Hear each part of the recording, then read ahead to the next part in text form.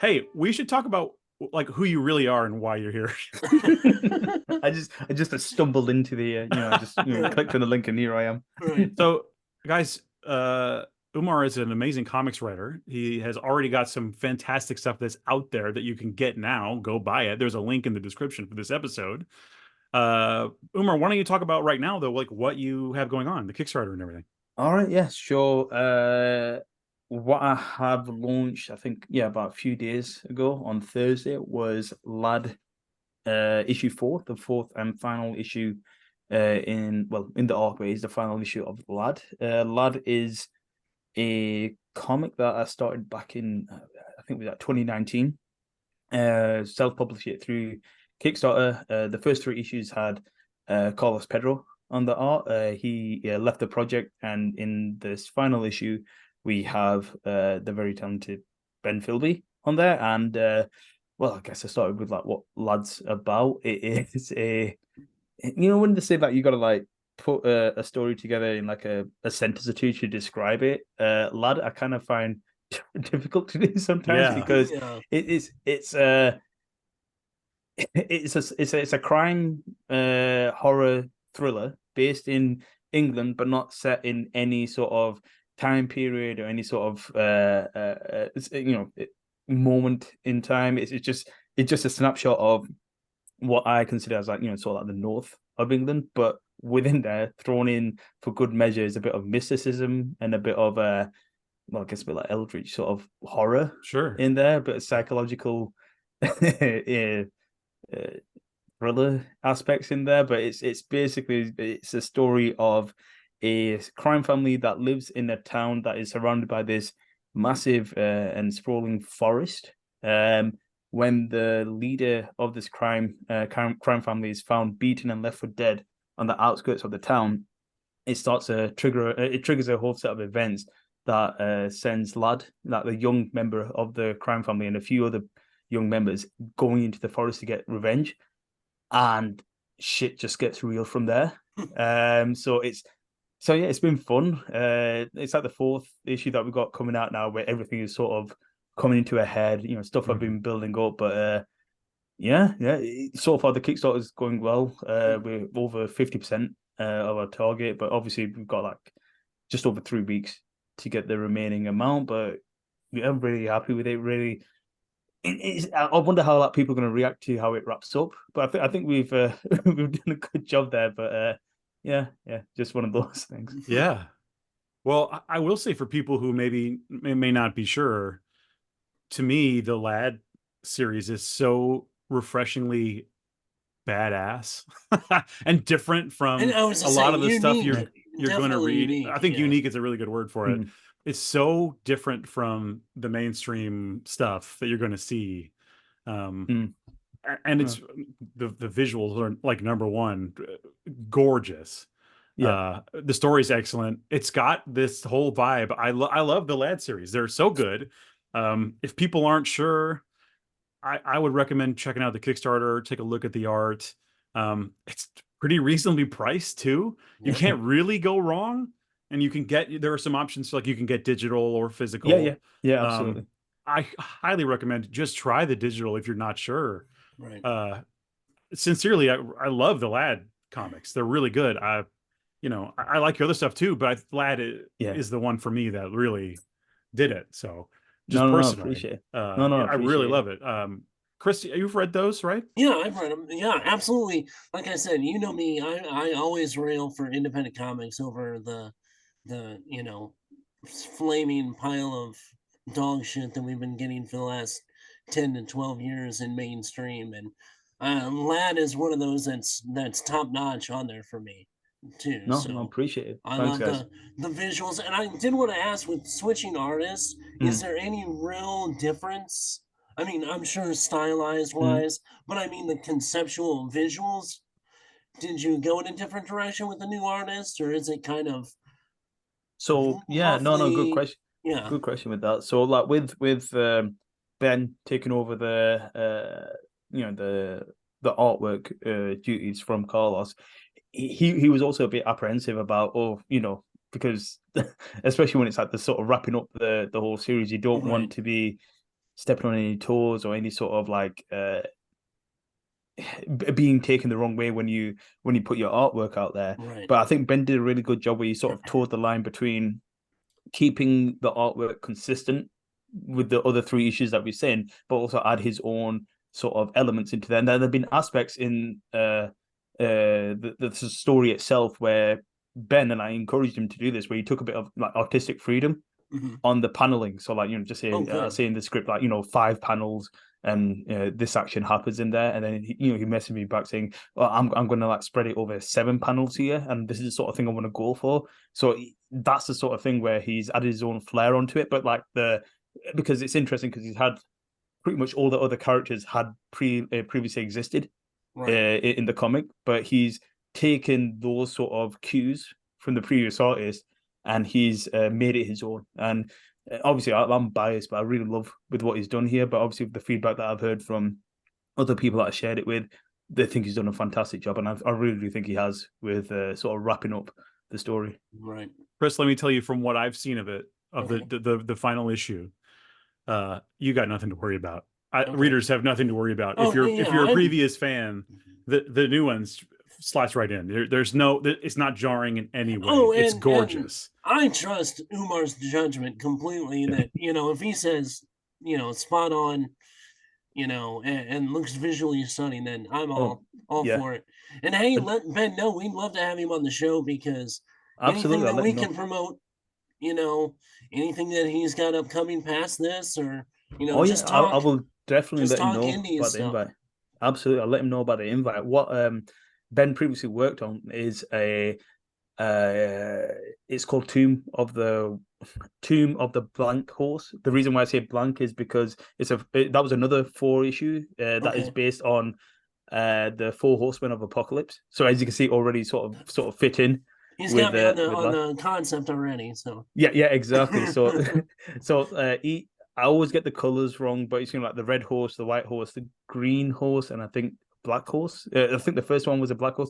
Again, I can't remember which one it is, but the cool thing is he did these 4 issues with Ian. No, his name is it Ian Mudrick? The name will come into, but the writer on there, he did amazing work there, and it's a really interesting concept. And when I've known Ben for a while, we've been mates, and when I was looking for a new artist, I was like, this I'll have to do. Like, with what the work that he's done on the Tomb series, it was exactly like Tomb of the White Horse. Tomb of the White Horse. Tomb of the White Horse, and it's Ian Mondrick. Yeah, it was just Mondrick. Yeah, Mondrick. Yeah, that's it. I was like, Modric. Modric is a footballer that I got confused. But yeah, Ian Mondrick, and them working together was exactly. And the other brilliant thing about this is each issue you see Ben going from strength to strength with his artwork, and it's exactly the sort of thing that we're going for Lad, because obviously that one's fully colored, but Lad is black and white, and it's the visceral sort of punches that he had on there. So obviously we've talked to Ben about bringing him onto the project, and I just got to be honest, he like I mentioned before, he was not apprehensive, but just a bit cautious about taking over the project, seeing what happens. But he knocked it out of the park, and some of the visuals that he did there, like you seen it, Dustin, like just crazy. Yeah, I can't wait. Fucking great. I don't know what else to say. It's really good. Yeah, he did a great job. Yeah. So I mean, can you give people who might still be hesitant? Can you? Yeah. Is there anything you can compare it to in comics or otherwise film? Yeah, so some of the sort of comparisons I always have. So it sort of reminds you of when I'm in a con and I'm at the table, sort of like pitching the idea, like you need to like sell it to me. Yeah. Exactly. Just the sort of artwork and the sort of story, I have it like in line with Hellblazer, sort of like the sort of gritty side of comics and all that stuff. But ironically, I sort of go down the movie route, because the big sort of influence on Lad was Blue Ruin. That just an amazing movie, that, and also The Hitcher and Dead Man's Shoes, which it wasn't filmed too far from myself. But as a side note, if anyone hasn't seen Dead Man's Shoes by Shane Meadows, it's an amazing movie. It is that lad. He just doesn't pull any punches. It just is visceral, and it is like just straight to the point. So those are sort of if you've got those sort of ideas in your head of what Lad, basically what is Lad, and it's those sort of themes and those sort of stories, you pretty much got it in your head. That's what it is. Just no nonsense. Just a brutal, let's be honest, a brutal story told in a way that it does have some sort of, I guess, heartwarming moments. I've been told sort of where it's like that sort of lulls you in, but then obviously we're just breaking kneecaps when you get too close. It's very, very. Because obviously when I write it, I'm like, oh, this is the story I've done. But then people tell me certain aspects, especially in like previous issues, where obviously I won't go into spoilers, but when there's like the moment with a younger uncle, which is one of the characters in the basement, and what happens there with the other character dad, and how like visceral it is. People are like, oh, that's just horrible. And I'm like, oh, is it? I don't know, but I guess it is. I guess it is. Yeah. Beautiful. Well, awesome. I really encourage people to check this out. Again, there will be a link in the description of the episode. Please support the Kickstarter. It's well worth your money. And like I said, it's pretty affordable. Yeah. So if you want to help, I really want this to succeed, because I want to see what happens for your next comics. You know, what's coming next. I want this one to work so you can continue. Yeah, no, absolutely. I really appreciate it. And I'm at an interesting moment where I, just plotting out a few ideas that I have. Nothing concrete yet. I did have the what's it called, Monsterverse sort of book with Legendary. That was all penciled in. Unfortunately, I think they've gone a different route with that one. So no harm, no foul with that one. But it sort of freed up time on my side to try other stuff. So there's. Again, I can't really share that much what's down the line, but the sort of idea that I have is it's I want to do, well, it's probably done to death, but in my own sort of take on it, a Western in space, but like on Mars. But the sort of, again, I'm still mapping it out. I mean, if someone beats me to the punch, sure, go for it. But the little twist that I want to add on to that is Western in space. But it's what if Elon Musk took these guys to space? Like it's the Dogecoin guys who went to space first, and it's a Western. So you're saying that's the sort of idea on there. The Fire Festival on Mars. Is that what you're saying? Fire Festival on Mars. Okay. Yeah, so I'm like, something like that. I'll read it. If it happens, I'll read it. There's absolutely tons of room for something like that, even if somebody comes up with, I mean, it's not like it's not a proven concept, Firefly. Anyway, Firefly. Western in space. It's not right. Okay. It's not like it's a proven concept. I was 10 seconds behind. Okay.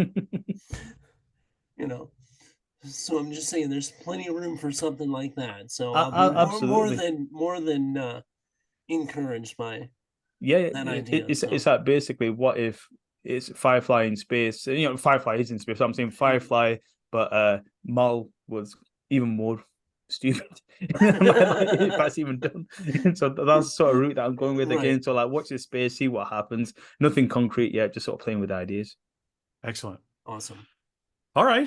Anything else you want to share about that before you go on?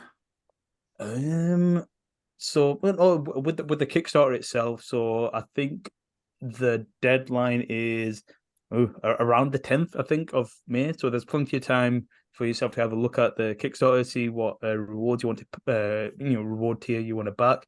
We are adding some more tiers here and there, so it won't be anything with the original tiers that you have, with issue 1, 2, 3, back issues, all that sort of tiers we have, but it's more in line with the original artwork.